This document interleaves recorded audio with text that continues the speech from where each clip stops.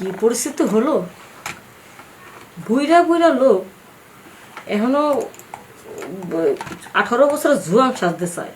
জুয়ান সাজবো না, বিভিন্ন ভিডিও, খারাপ খারাপ ভিডিওগুলো দেখা ইয়াং ইয়াং মেয়েদের সাথে সম্পর্ক করে, ওই যে টাকার জোরে সম্পর্ক করে, এছাড়া আর কি।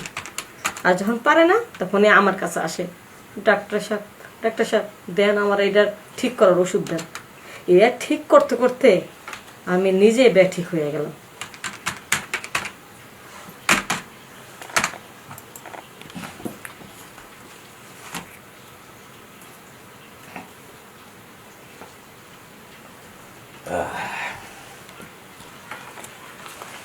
ম্যাডাম, বসুন বসুন। ওই রোগ নিয়ে চলে এলাম।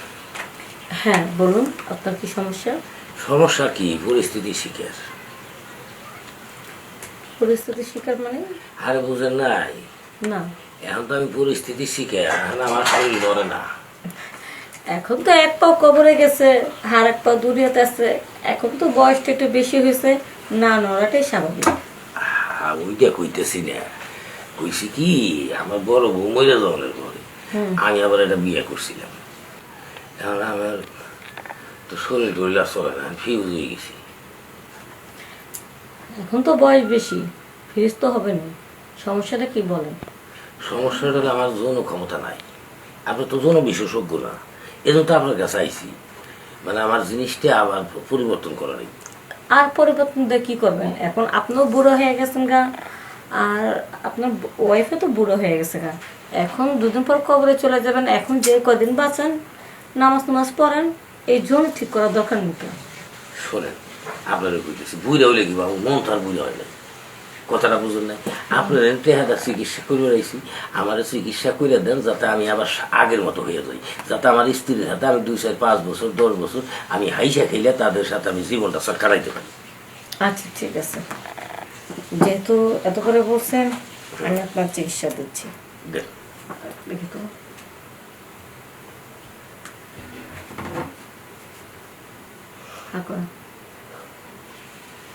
একটু তো সমস্যা আছে, একটু ভালো করে দেখি।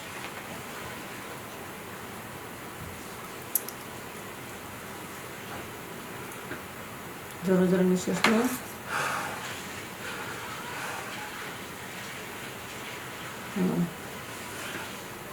আসলে এইভাবে বুঝতে পারতেছি না, কিছু মনে করবেন না। ডাক্তারের কাছে লজ্জা পেলে হবে না। আপনি একটু লুঙ্গিটা উঁচু করেন তো, আমি একটু ভালো করে ধরে দেখি ওর রক্ত ঠিক আছে কিনা। দেখেন, আপনি তো ডাক্তার মানুষ।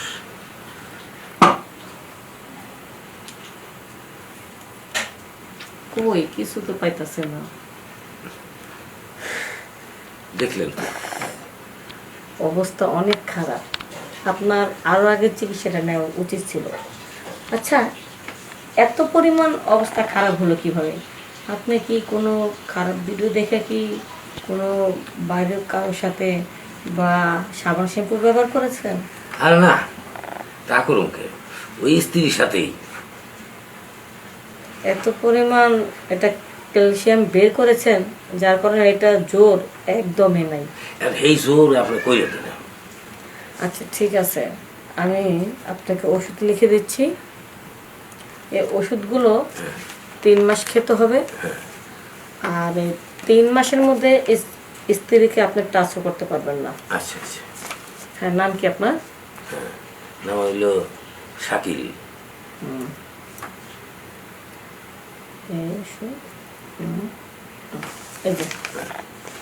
এই যে এটা দেখতেছেন না, এই মলমটা, এটা হলো আপনি এভাবে মালিশ করবেন, সুন্দর করে মালিশ করবেন। আপনার যদি সমস্যা মালিশ করতে আপনার ওয়াইফকে বলে দেবেন, ঠিক আছে? একবারে মাথার থেকে নিচ পর্যন্ত এভাবে মালিশ করবেন, তাহলে গোড়াটা মজবুত আর শক্তিশালী হবে। ঠিক আছে? আচ্ছা, আগের মতো হবে তো ম্যাডাম? হ্যাঁ হ্যাঁ হ্যাঁ, আগের মতনই হবে। আচ্ছা আচ্ছা।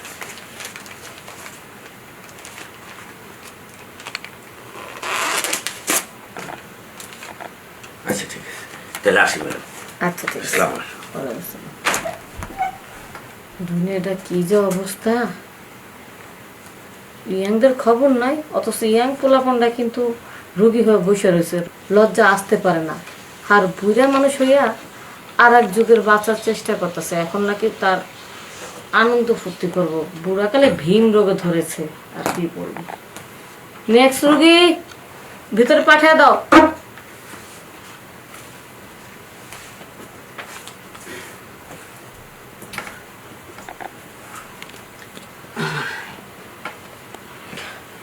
হ্যাঁ, কি সমস্যা বলুন। ম্যাডাম, আমার বউ তো আমার তালাক দিবার না। তো তালাক দিতেছে, আপনি কাজে অফিসে যাবেন, ডাক্তারের কাছে আসছেন কেন? ম্যাডাম কি করুম কোন, এটা তো কাজে অফিসের ব্যাপার সেবার না, এটা ডাক্তারের ব্যাপার সেবার। এই জন্য তো আপনার কাছে এলাম। আপনি তো আবার ধজা ভাঙ্গা, হাড় ভাঙ্গা সব ভাঙ্গায় জোড়া লাগাইতে পারেন। হ্যাঁ, ম্যাডাম আমার ভাঙ্গাটা একটু জোড়া লাগাই দেন না।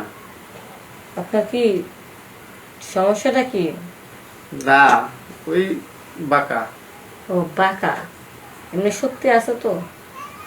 সত্যি সমস্যা নাই কি ম্যাডাম। আপনার ড্যামেজ না শুধু খালি বাঁকা? কোনটা চিকিৎসা করবো? ম্যাডাম শুয়ে যেমনি সুতা থাকে না।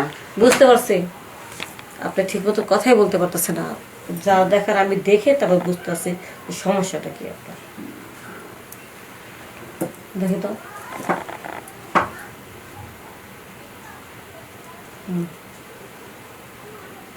ঝামেলা বের করো।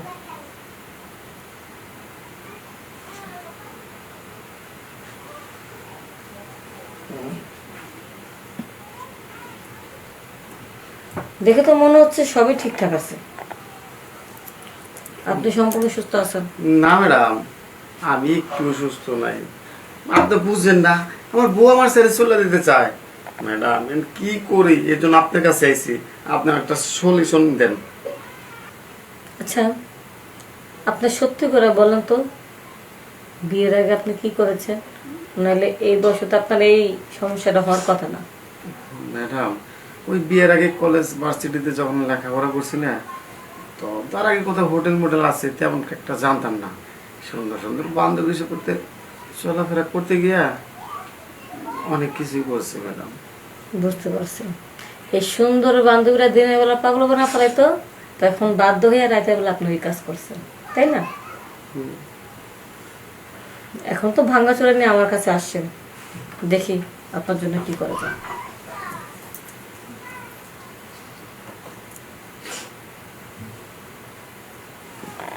দেখি তো।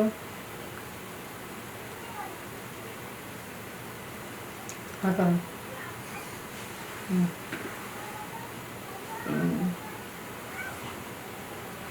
অবস্থাটা অনেক খারাপ, খুঁজেই পাওয়া যাচ্ছে না।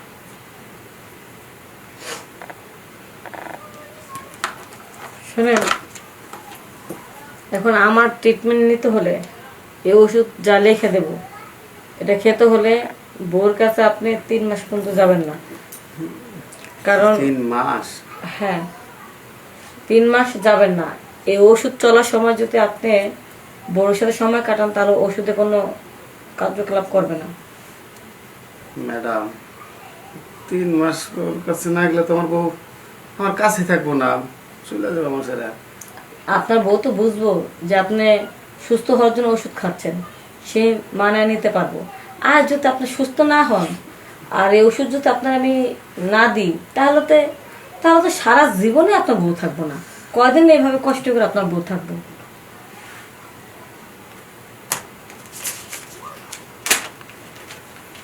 এই যে উপরে যে মালিশটা দিলাম, এই মালিশটা ভালো কইরা আপনার বউরে বলবেন মালিশটা দিয়ে দিতে। আর এইগুলি ওষুধ যে লেখা দেওয়া আছে কিভাবে কিভাবে খাবেন, সব নিয়মকরণ আছে। যান, ভালোটা ফার্মেসি আছে নিচে, ওখান থেকে নিয়ে যাবেন। আর কাউন্টারে আমার বিলটা জমা দিয়ে দেবেন, এখানে বিল নেওয়া হয় না। ঠিক আছে, আসি ম্যাডাম। আচ্ছা। উফ, এত সুন্দর সুন্দর হ্যান্ডসাম চেহারা, দেখলেও অবাক হয়ে যায়। এই বয়সে কি করে চেহারার যত্ন নেয়, ফর্ম শেপ মারে, কত শেপ মারে, সুন্দর সুন্দর ব্র্যান্ডের কাপড় চোপড় পরে, কিন্তু ওই নিচের যত্ন আর নেয় না। আরে এই নিচের যত্নটা যদি নিত, তাহলে তো লাইফটাই চেঞ্জ হয়ে যেত। আর যারা নিচের যত্ন নেয় না, ওরে একবারে ডাউন হয়ে যায়, ওদের স্ত্রী থাকে না, ওদের সংসার ঠিক থাকে না, পরে ওরা নিজেরই ঠিক থাকে না। আরে ওইটা ঠিক তো পেট ঠিক, পেট ঠিক তো সংসার ঠিক, সংসার ঠিক তো বউ ঠিক, সব ঠিক, বুঝে না।